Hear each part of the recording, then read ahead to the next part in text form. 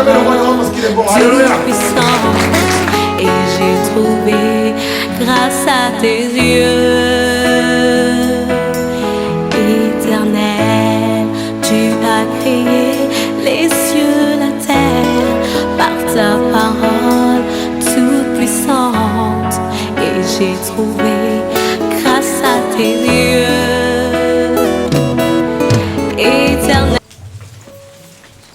Luc chapitre 5, versets 1 à 11. Je vais lire dans la version que j'ai. Vous y êtes? La Bible déclare ceci: un jour, Jésus s'est tenu au bord du lac de Génézareth et la foule s'est pressée autour de lui pour écouter la parole de Dieu. Il vit deux barques près de la rive. Les pêcheurs en étaient descendus et lavaient leurs filets.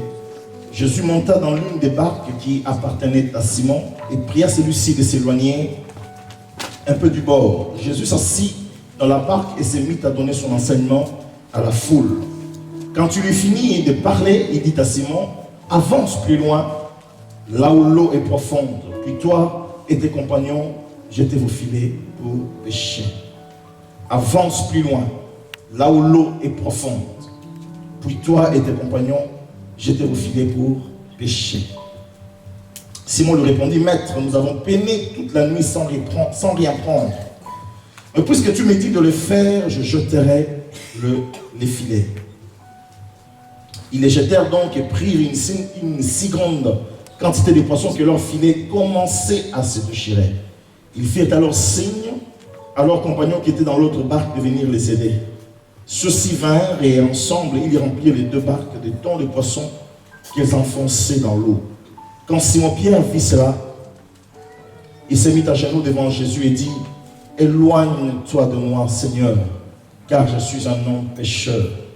Simon, comme tous ceux qui étaient avec lui, était en effet saisi de crainte à cause de la grande quantité de poissons qu'ils avaient pris. Il en était de même des compagnons de Simon, Jacques et Jean, les fils de Zébédée. Mais Jésus dit à Simon: n'aie pas peur, désormais ce sont les hommes que tu prendras. Ils ramenèrent alors leur barque à terre et laissèrent tout pour suivre Jésus. Amen. Avancez en eau profonde. Dans la version seconde, il est dit: avance en plein eau. Dis à quelqu'un ce matin: avance en eau profonde. Jésus veut que tu avances en eau profonde. Amen. Comme nous l'avons répété tout à l'heure, notre bien-aimé, nous n'arrêtons pas de le dire encore, l'année touche à sa fin. Et nous sommes vivants.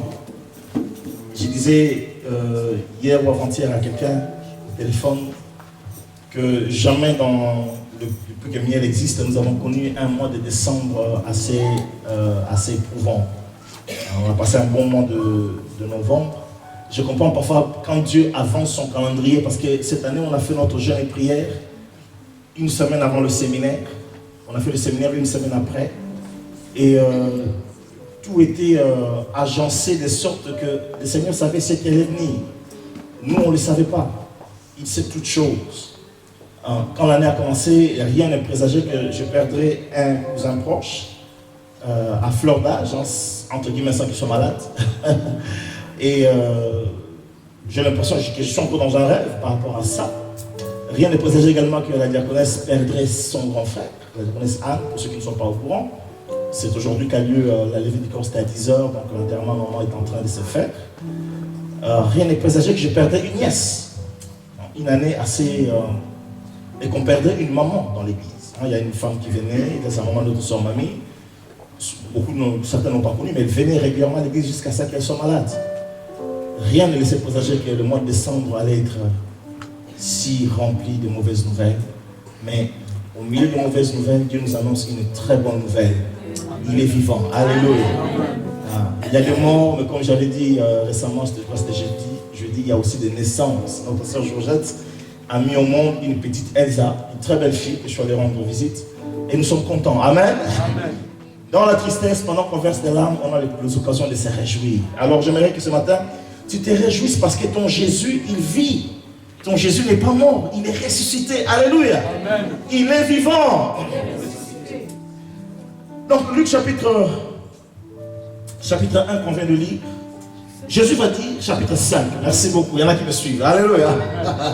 Luc chapitre 5, verset 1 à 11, nous sommes dans l'histoire de l'apôtre Pierre et du Seigneur Jésus-Christ. J'aimerais simplement vous faire rappeler ceci, qu'au chapitre 4, Pierre a fait la première connaissance de Jésus. Alors que Jésus sortait de la synagogue, après avoir prêché, au chapitre 4, nous sommes au verset 38, la Bible dit, il se rendit à la maison de Simon-Pierre. Et quand Jésus arrive dans la maison de Simon-Pierre, on lui annonce que la belle-mère de celui-ci est malade. Vous me suivez? Amen. Et donc, Jésus, la Bible déclare, va se pencher vers la malade et il va menacer la fièvre. La fièvre va quitter la belle-mère de Pierre et la Bible dit, elle s'est mise à servir Jésus. J'ai essayé de voir ces miracles et ces premiers contacts de Christ. C'est quand même extraordinaire. Pierre a eu un premier contact avec Jésus au chapitre 4.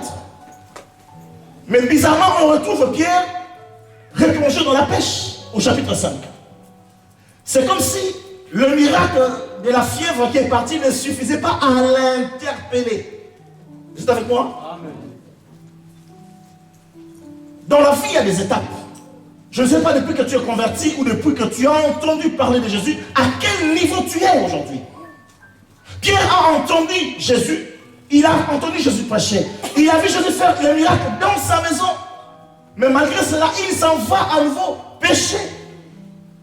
Et ce jour-là, Jésus, qui a changé de village entre-temps, mais toujours autour du lac, parce qu'il y avait plusieurs villages à l'époque qui étaient autour du lac, la plupart de la population vivait de la pêche, des fruits de la pêche en tout cas.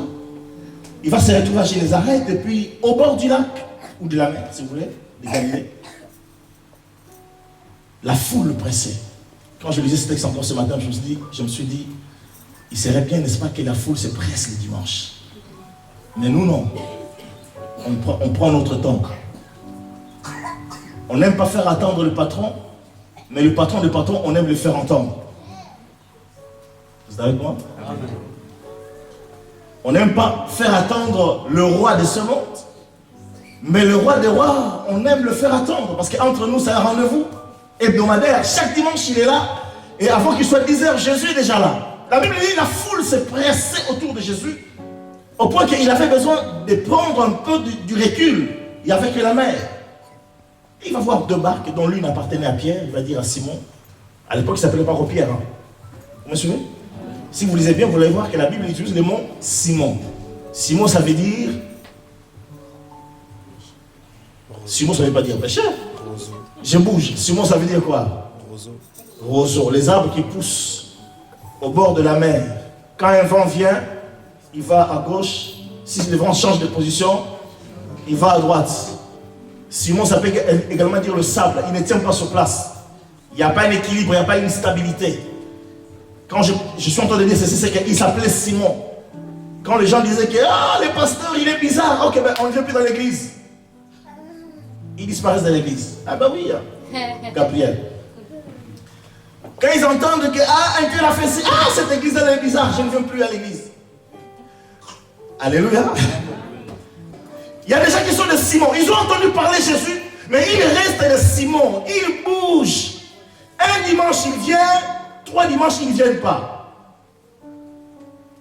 C'est à quoi un pasteur anglais me disait au téléphone, il a l'impression que les membres des églises font la loterie. En fait, le ristourne plutôt. Donc, ils se disent que ce dimanche, c'est nous qui venons, l'autre dimanche, vous venez. Donc, alors, il n'y a pas un suivi. Les gens ne savent plus à quoi s'en tenir. Ils n'ont pas la stabilité. Ils ont besoin de rencontrer Jésus dans une autre dimension. Tu as besoin d'expérimenter Dieu dans une autre dimension. Parce que la fièvre, Pierre certainement dit, oui, la fièvre est guérie, mais l'autre charlatan du coin, quand il fait des gris-gris, ça marche aussi. D'ailleurs, vous remarquerez dans la Bible, il est question d'une femme qui était malade pendant 12 ans. Vous connaissez l'histoire? Je parle à quelqu'un ce matin? Amen. La Bible dit, elle dépensa son argent chez les médecins. Donc, elle a tout essayé. Maintenant, si la belle-mère de Pierre était allée voir le médecin, Pierre dit, ben, c'est un miracle, mais un tout petit miracle. il a fallu que Dieu se manifeste à une dimension extraordinaire. Ce matin, et pendant 3 jours, nous allons cheminer avec Jésus pour quitter la dimension de Simon et devenir de Pierre. Dis à quelqu'un, ne reste pas Simon.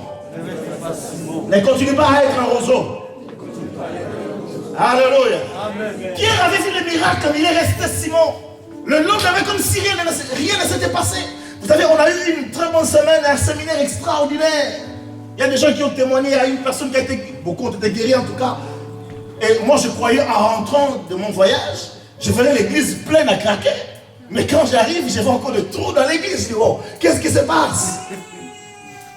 On a vu ce que Dieu a fait, on a entendu ce que Dieu a dit, mais nous retournons aux mauvaises choses. Bien aimé, ce matin, tu ne peux pas expérimenter les grandes choses si tu ne comprends pas que Dieu veut t'amener très loin. Amen. Tu es avec moi? Amen. Ne reste pas Simon. Ou Simone. De Beauvoir. Alléluia. Si tu as goûté à ce que Dieu dit, si tu as goûté aux bonnes choses de Dieu, alors ne reste pas.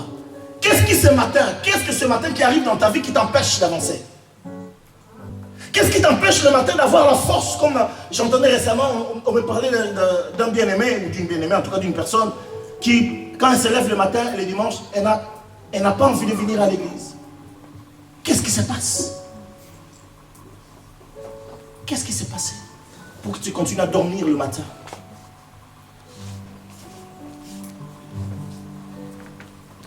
Qu'est-ce qui se passe pour que le Jésus que tu as entendu hier n'a rien changé dans ta vie? Tu continues ton train-train comme si ton Jésus n'existait pas. Qu'est-ce qui se passe?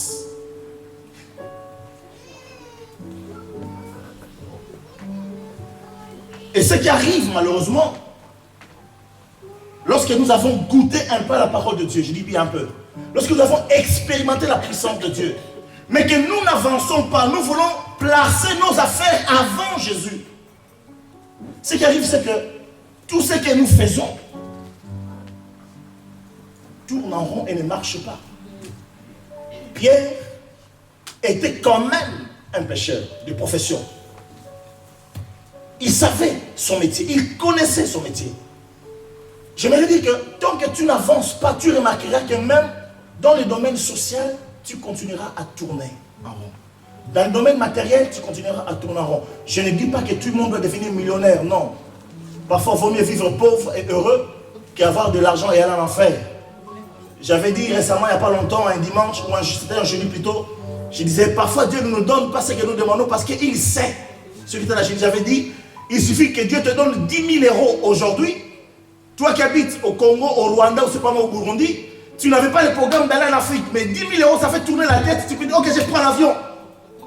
Et quand tu atterris au Congo ou au Rwanda ou en Angola, tu deviens le boss. Simon Pierre avait été en contact avec Jésus, mais il n'a pas pu avancer. Mais quand on a expérimenté Jésus et qu'on n'avance pas, tout ce que nous faisons, vous savez, surtout quand on a l'appel de Dieu, permettez-moi de sauter de temps en temps, quand on a l'appel de Dieu, Dieu dit, ok, je vais voir là où toi tu vas avancer. Si tu es commercial, les clients que tu avais facilement, ils te fouillent. Chaque fois que tu demandes le rendez-vous, non, je ne suis pas disponible, je ne suis pas disponible. Mais tes voisins, donc tes collègues qui sont des païens, ils ont les robinets ouverts. Et Dieu le fait exprès, hein? Alléluia. Ce jour-là, Pierre, il va pêcher. Même l'impioni était absent. Les sardines étaient absents. Le saumon était absent. Les anguilles étaient absents. Toutes sortes de poissons, même ce que les gens n'aiment pas manger, étaient absents. Alléluia. Amen. Parce que la Bible dit qu'il n'est plus aucun poisson. Parce que si vous lisez, vous savez, vous êtes en train de rigoler, mais si vous allez dans Jean chapitre 21, la Bible dit qu'ils prirent des poissons, ils trièrent. Il y avait des poissons qui régissent dans l'eau parce qu'il y a des poissons qu'on ne mange pas. Mais ce jour-là, même les poissons qu'on ne mange pas ont boudé les filets de Pierre. Disons de Simon, il n'était pas encore Pierre. Je parle à quelqu'un. Amen. Voilà pourquoi certaines vies, mon frère, sont bloquées. Parce que tu as connu Jésus. Non pas toi, hein? Je parle. Tu as connu Jésus et tu fais la marche arrière. Eh bien Jésus va commencer à bloquer tout ce que tu es en train de faire. Je m'adresse à quelqu'un. Amen. Oh, mon couple est en train de tourner en rond, mais c'est normal. Parce que ta femme est devenue ta déesse. Oh, ma femme, elle n'aime pas que j'ai dit je dois être à la maison. Hein? Elle va te faire du massage. Hein? Ok, bah, reste à la maison.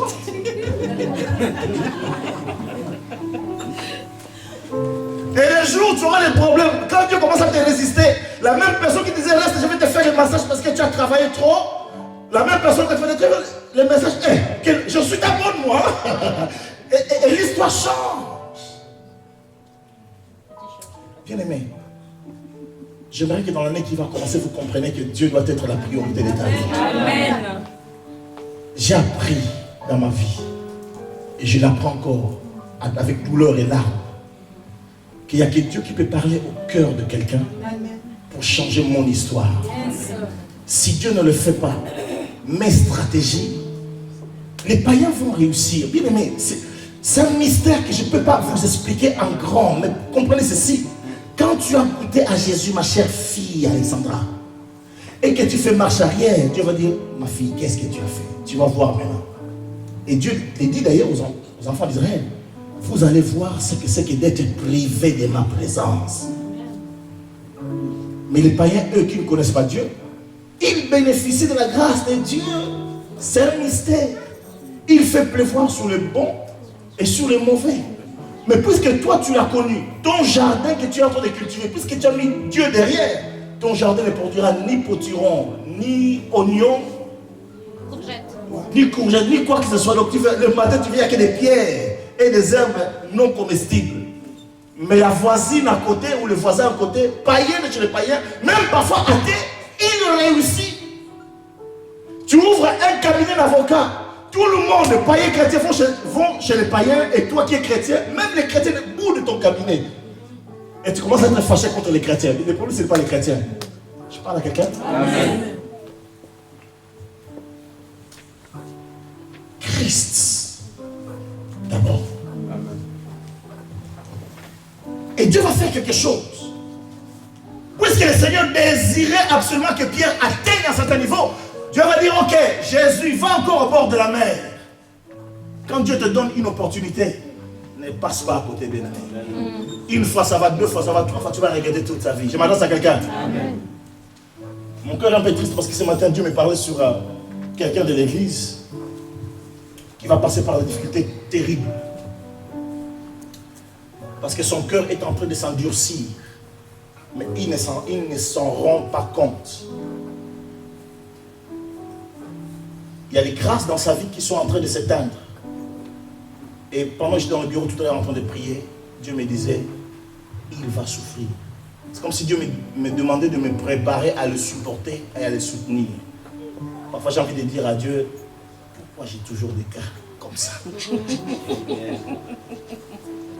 C'est comme si je dois toujours courir après des personnes bizarres. Peut-être parce que j'étais bizarre moi-même, j'en sais rien. Est-ce qu'on va clamer le roi des rois parce qu'il est bon? Alléluia!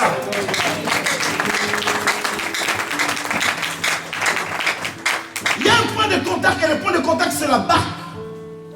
Dieu va dire, Jésus pardon va dire à Pierre, oui Dieu, il est Dieu, le Seigneur Jésus, il va dire à Pierre, je peux monter dans ta barque? Oui. Est-ce que ce matin, Dieu peut monter dans ta barque? Ta barque s'appelle ta vie. Ta barque peut s'appeler ta famille, ton foyer, tes études, ta vie privée, ta vie secrète. Est-ce que je peux monter dans ta barque? Christ va monter dans la barque? Tu as dit oui, hein, Gabriel? Qui n'a soit intéressé? Alléluia! Il monte dans la barque, c'est le point de contact. Et Pierre va expérimenter un sauveur puissant. Pour ceux qui étaient là un certain mardi, le mardi passé, on a lu un texte dans Luc chapitre 1, verset 69. La Bible dit quoi? Béni soit Dieu. Tu peux me le lire? Non, c'est pas, s'il te plaît. Luc chapitre 1, non c'est bon, je l'ai. Non. Luc chapitre 1, verset 69. Qu'est-ce que la Bible dit? Loué soit le Seigneur, le Dieu d'Israël, verset 68. Le Dieu du peuple d'Israël, parce qu'il est intervenu en faveur de son peuple et l'a délivré. Il a fait apparaître un puissant sauveur. Jésus est le puissant sauveur.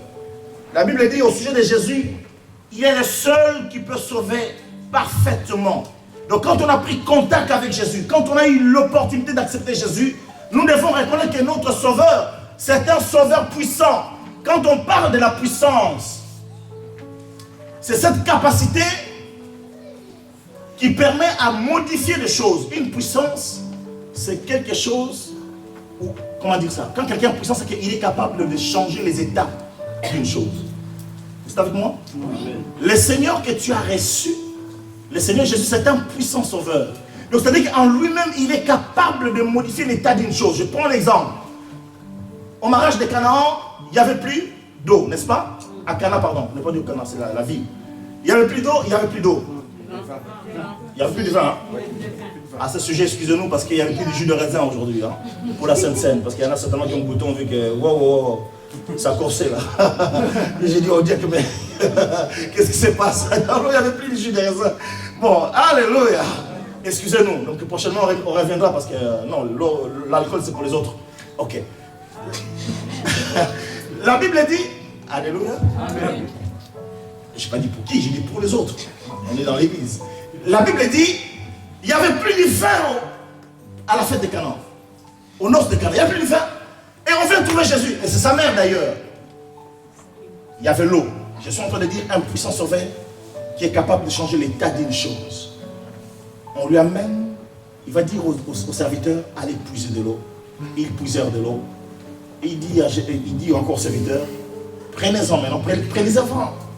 Prélevez-en un exemplaire, un échantillon, et apportez à l'ordonnateur du repas. Pendant les laps de temps qu'ils y vont, l'eau est changée en vin. Amen. Il n'y a qu'un Jésus, il n'y a que Jésus-Christ de Nazareth qui peut faire un tel miracle. Ça, c'est la puissance. C'est-à-dire, par sa puissance, il transforme l'état d'une chose. Un autre exemple. Je peux en donner? Il se trouve qu'il est en train d'entrer dans une ville qui s'appelle Naïm. Il y a un cortège qui sort.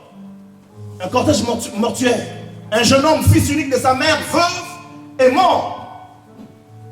La puissance, c'est quoi? Devant la mort, il a fallu que l'état des choses change. Que la mort soit changée en résurrection. Et ce matin, j'aimerais te dire que le sauveur en qui tu as cru, c'est lui qui te dit, est-ce que je peux entrer en contact avec toi? C'est un puissant sauveur. S'il y a une maladie dans ta vie, le Seigneur va la changer en guérissant. D'ailleurs, il va dire dans l'Ancien Testament, avant que Christ ne vienne, que les pauvres disent que je suis riche et les faibles disent que je suis fort. Il est le seul capable de changer l'état d'une chose. Un ancien cantique qu'on chantait autrefois, on disait, changera le deuil en allégresse. Il changera le deuil en allégresse. Là où les gens pleuraient, les gens commencent à rire. Parce que le Seigneur a fait des choses extraordinaires. Et c'est quand il va continuer en disant, et il me consolera. Il est le seul, par sa puissance, de ramener la consolation. Là où toi et moi, on vient avec un mouchoir pour consoler la personne. Ou alors on apporte un bouquet de fleurs. Amen. C'est un bon là. Ça va? Ce matin, Dieu veut que tu comprennes que ton sauveur, il est puissant. Et il veut que tu l'expérimentes dans ta vie d'une autre dimension.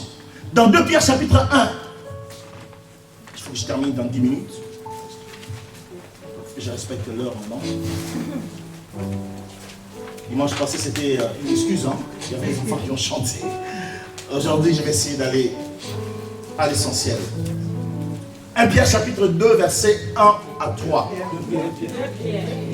Non, 1 Pierre. Merci. Oh, vous me suivez. Hein? Je me croyais trop silencieux, mais il y a quand même des gens qui me suivent. Amen. 1 Pierre chapitre 2, versets 1 à 3. La Bible dit, rejetez donc toute forme de méchanceté, tout mensonge, ainsi que l'hypocrisie, la jalousie et la médisance.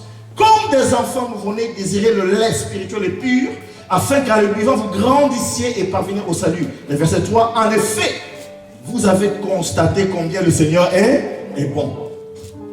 Dans la version seconde, la Bible dit, goûtez et voyez combien le Seigneur est bon. Ce matin, Dieu veut que tu puisses l'expérimenter. Ce matin, Dieu veut que tu puisses savoir combien il est bon. Nous le chantons souvent. Ensemble. Oh mon Dieu, il est bon. mon Dieu. Oh mon Dieu. Il y en a qui chantent pendant que Dieu n'est pas bon pour toi. Oh mon Dieu. Oh mon Dieu. Il y en a qui Dieu est bon. Maintenant, si je pose la question, sœur Mariska, pourquoi Dieu est bon pour toi? Donne-moi un signe de la bonté de Dieu dans ta vie. Ok. Dis-moi pourquoi Dieu est bon. Pourquoi tu dis que Dieu est bon? Parce qu'il renouvelle son souffle de vie chaque jour. Non, pour toi. Pas pour les autres, pour toi. Ouais. C'est vrai? Ok. Pourquoi tu dis que Dieu est bon? Hein? Tu as la bonne santé. Est-ce qu'il a bonne santé? Non, j'ai demandé aux autres parce qu'il faut qu'ils soient témoins. Lui, il a parlé du souffle. On voit qu'il vit, hein? Alléluia. Bonne santé, mais on le voit. Oui, il est en bonne santé, même bien habillé. Pourquoi tu dis que Dieu est bon? Parce qu'il a gardé mon enfant. Les autres n'ont pas entendu. Hein? Parce qu'il a gardé mon enfant. Il a gardé son enfant. Mais toi, il ne t'a pas gardé. Vous êtes avec moi là? Oui, nous chantons Dieu est bon, mais là la Bible dit, venez goûter. Le Seigneur ne veut pas être un Dieu théorique. Dieu ne veut pas continuer à être un Dieu dont on parle. Bien aimé, Dieu veut que tu aies ta propre histoire. Dieu est bon avec moi parce que on m'a accusé. Ça s'est retourné contre mes accusateurs. Dieu est bon pour moi, je ne vais pas donner les détails. Alléluia. Amen. Dieu est bon envers moi parce que quoi? Il y a tellement de pourquoi et de parce que. Si je commence à parler de ouais, il parle que de lui et de lui. Non, mais bien aimé, Dieu est bon. Il est bon pour toi. Pourquoi? Tu l'as chanté, non? Tu as déjà vu dans le monde des gens qui ont eu un cabinet dentaire à 1 euro symbolique?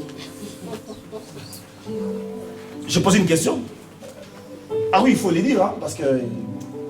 Vous avez déjà vu quelqu'un qui a eu un cabinet dentaire à 1 euro symbolique? Ça coûte près de 50 000 euros. Ça, c'est le minimum. Normalement, c'est de 300. Dans le 300, c'est quelques. Mais le monsieur dit non, ben écoutez, tu me plais tellement. Tu me plais tellement que je te laisse pour 1 euro symbolique. Seulement, l'ordre de médecin, il y en a qui vous commencez à être étonné, mais Damien, il Dieu agit. Hein? Vous croyez quoi, vous? Alléluia. Vous croyez quoi? Alléluia. Dieu agit. Frère Justin, est-ce que c'est moi qui ai fait la démarche pour aller trouver le propriétaire de cette salle là où vous êtes? C'est qui sont venus? C'est vous, non? C'est qui a donné l'idée? Est-ce que nous l'avons, oui ou non? Est-ce que j'ai de l'argent? Amen. Sois pas jaloux du bonheur de l'autre. Amen. Dieu veut que tu puisses l'expérimenter. Oui, mon frère. L'ordre de médecin, on dit 1 euro symbolique, ça ne peut pas se faire. Bon, donne quand même. Je ne donne pas le montant. Mais c'est vraiment rien. Ah. Amen. Hey!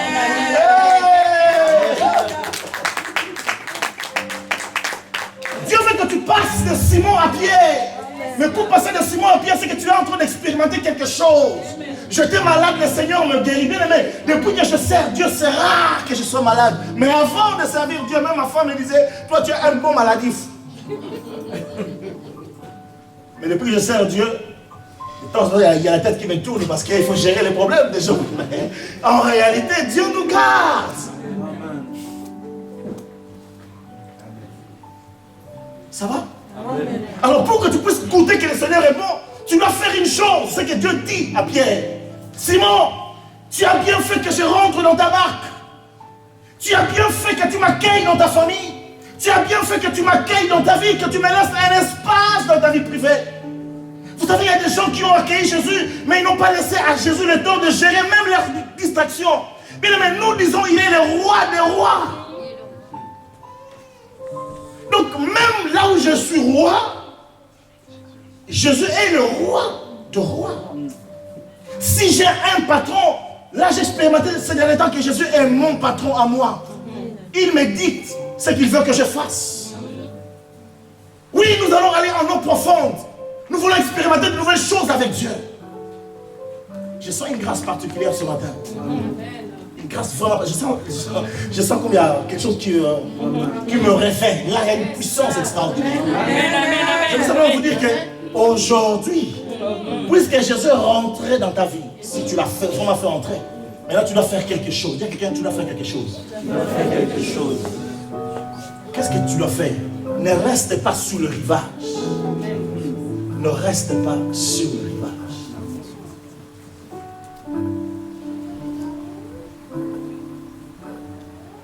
Là où le monde peut encore t'attirer vers lui.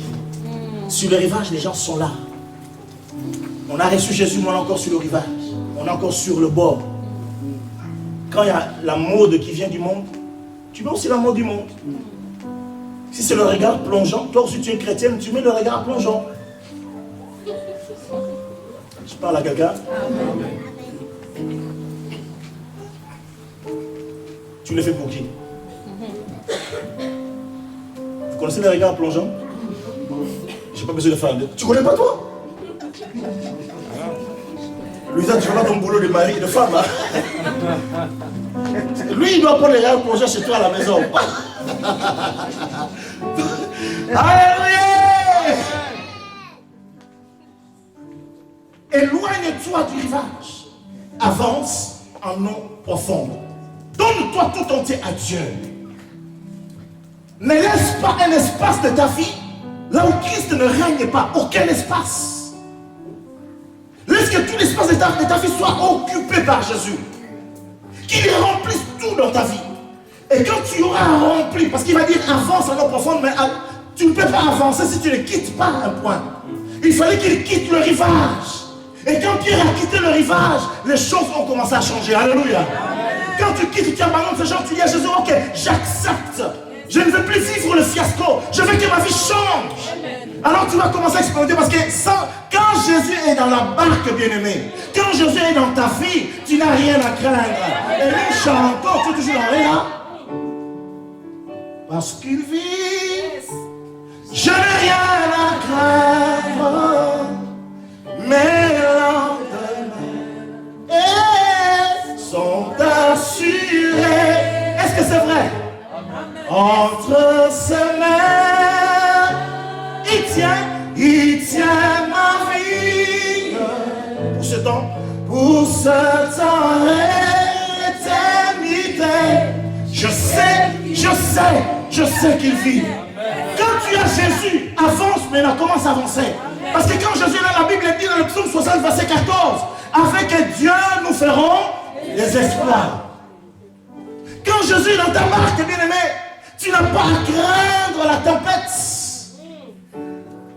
Le roi David l'avait expérimenté, il va dire, tu n'as pas à craindre la peste qui frappe le jour.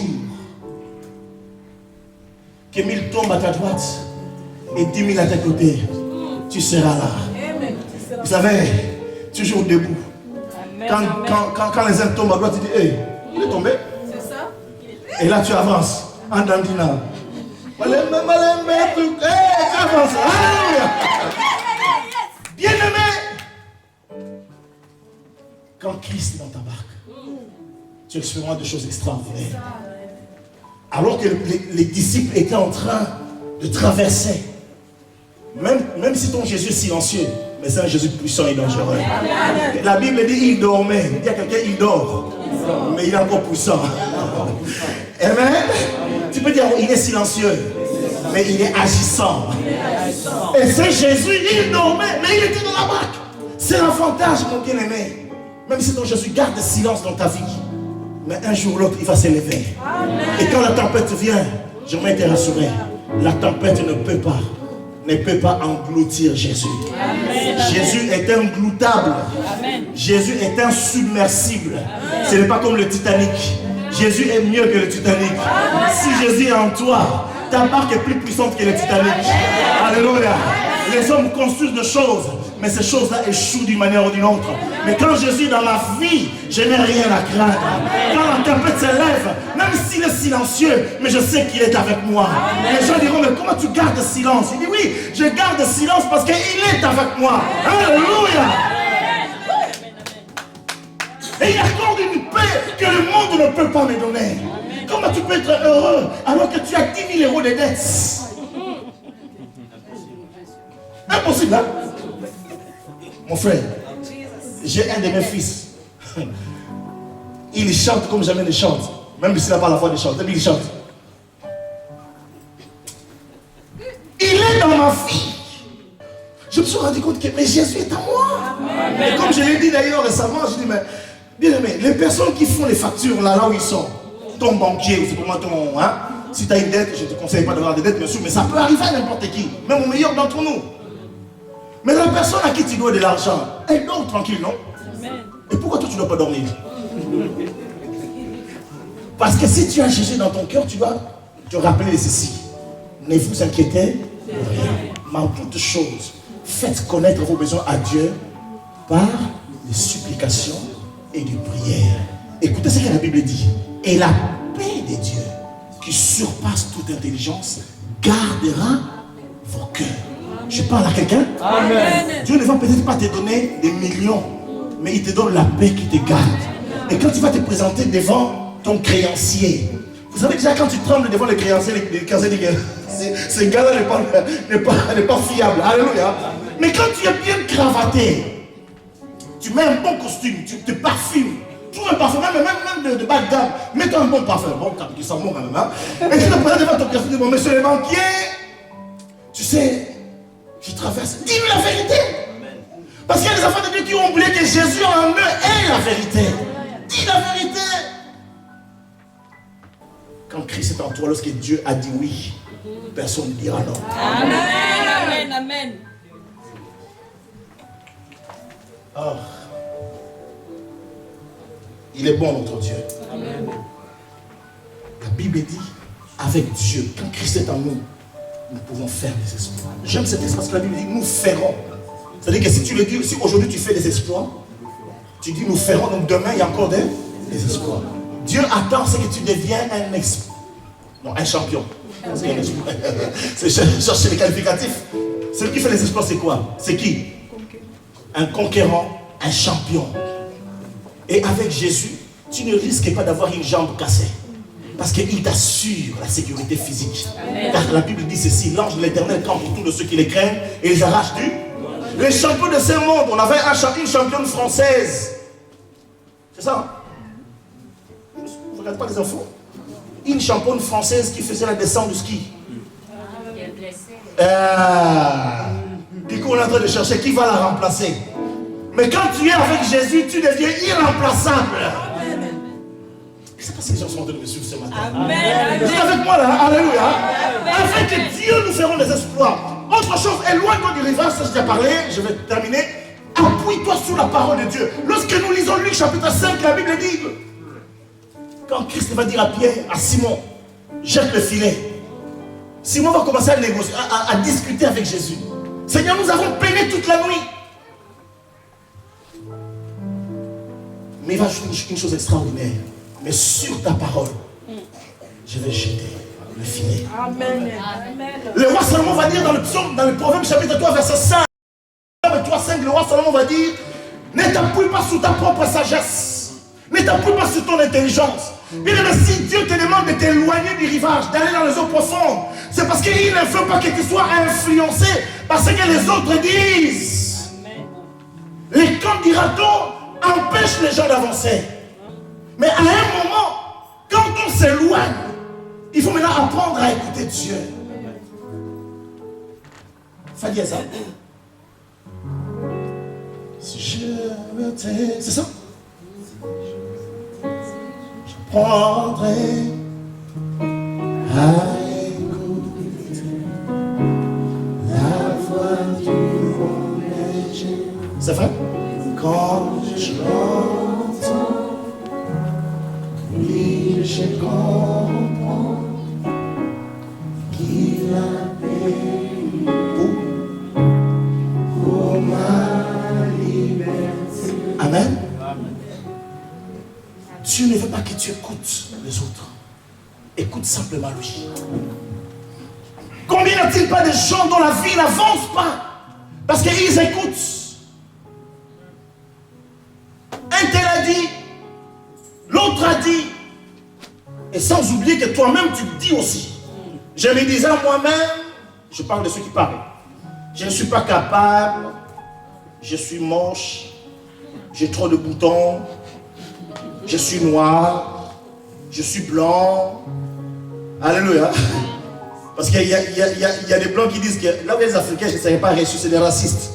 Et puis les noirs qui disent que là où il y a des blancs, je ne serais pas reçu, c'est des racistes. Bon, les Chinois, c'est pas ce qu'ils disent. Alléluia. Je me dis à moi-même que ça ne marchera pas. Non. Ne sois pas sage à tes propres yeux. Et arrête de parler à ton cœur avec ta propre intelligence. Parle avec ce que Dieu dit. Et tu pourras transporter les montagnes. Appuie-toi sur ta parole. Appuie-toi sur la parole de Dieu. La Bible dit dans le livre d'Hébreux chapitre 1, versets 4, 3 et 4, ou 3 ou 4, la Bible dit, il soutient toutes choses par sa parole puissante. Quand tu t'appuies sur Jésus, quand tu t'appuies sur sa parole soutient toutes choses. C'est le soubassement de toutes choses. Alors, à partir d'aujourd'hui, que seule la parole de Dieu, puisque tu avances maintenant en eau profonde, que seule la parole de Dieu compte. Sur la parole de Dieu. Le jour où cette mamie m'avait donné Philippiens chapitre 4, verset 13, ma vie a changé. Alléluia. C'est marqué dans ma Bible parce que c'est l'autre que j'ai à la maison. Ma vie a changé. Un verset que j'ai lu pendant des dizaines d'années. Des dizaines d'années. Plus de 20 ans, j'ai lu ce texte. Mais un jour, la parole est venue réma pour moi. Une mamie, bien aimée, appuie-toi sur la parole. Amen. Le problème, c'est que nous voulons résoudre le problème afin que notre propre intelligence. Nous voyons nos moyens, mais nos moyens sont limités. Dieu veut t'amener loin. Va au large, là où les eaux sont profondes. Alléluia. C'est lui qui est capable. Mais je n'ai pas le temps de vous décrire sur le miracle qui s'est passé. Mais quand Jésus est avec toi et que tu obéis, d'ailleurs la plupart des miracles commencent lorsque nous obéissons. Amen. Tu ne verras pas les miracles. Et puis autre chose bien aimée, Jésus aurait pu faire une multiplication de poissons là où il était, n'est-ce pas? Mais j'aimerais te dire ce matin, il y a certaines choses que Dieu veut faire seulement avec toi. Amen. Les autres ne verront que le résultat. Amen. Alors il dit, éloigne-toi. Ne continue pas à fréquenter les bars. Dimanche, tu es à l'église. Vendredi soir, tu es dans le bar en train de danser. Tu ramasses les démons et tu viens dimanche avec des démons. C'est incompatible avec Jésus. Éloigne-toi. Va plus loin. Je m'adresse à ceux qui sont jeunes qui disent que non, nous on est encore jeunes, le sang est encore chaud. Oui, le sang est chaud, mais tu risques d'être refroidi plus tôt. Si tu veux garder ton sang chaud, accroche-toi à Jésus. Tu as 12 ans, 13 ans, c'est bien. Donne-toi à Jésus. Et ton sang chaud sera conservé. Parce que tout le monde n'a pas su conserver son sang chaud. Il y en a qui sont refroidis trop tôt. Il y en a qui sont retrouvés avec des sida dans le sang. Ou des maladies sexuellement transmissibles. Avance en eau profonde. Il y a un miracle qui t'attend. Alléluia. Amen. Là où hier tu as échoué, quand tu avanceras en eau profonde, demain tu réussiras. Amen. Et tu pourras dire mon Dieu est bon. Parce que pour que Pierre puisse écrire dans 1 Pierre chapitre 2, il n'a pas écrit 1 Simon chapitre 2, hein, c'est 1 Pierre. Parce qu'il est passé de Simon à Pierre. Il est passé du roseau à quelqu'un de stable, à quelqu'un sur qui l'on peut compter, à celui qui peut défier les gens. Parce qu'il a expérimenté Jésus. Et ce matin, je t'invite à expérimenter Jésus. Premièrement, embarque Jésus dans ta vie. Deuxièmement, éloigne-toi du rivage. Troisièmement, avance dans les eaux profondes et appuie-toi sur sa parole. Sa parole est vraie, bien-aimé. Elle ne mentira jamais. Sa parole est profonde. Sa parole est réelle. Appuie-toi sur la parole. Plus sur ton intelligence. Quand Christ est dans ta vie, il fera des miracles sans nombre. Amen. Amen. Plus de fiasco, plus d'échecs. Même quand il y a un échec, on sait que Dieu prépare quelque chose de meilleur. Amen. Vous savez, Dieu, quand il te conduit, il peut fermer une porte parce qu'il en a ouvert une autre devant. Amen. Il veut l'excellence pour toi. Amen. Il veut ce qu'il y a de meilleur pour toi. Amen. Que Dieu nous bénisse ensemble. Amen. Si je me tais,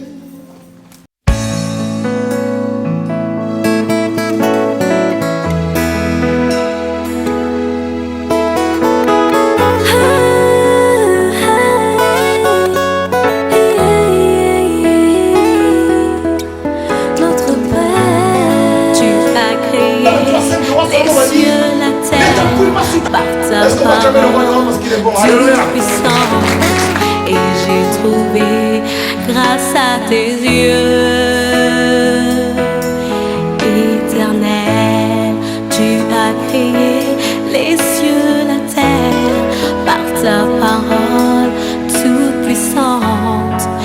j'ai trouvé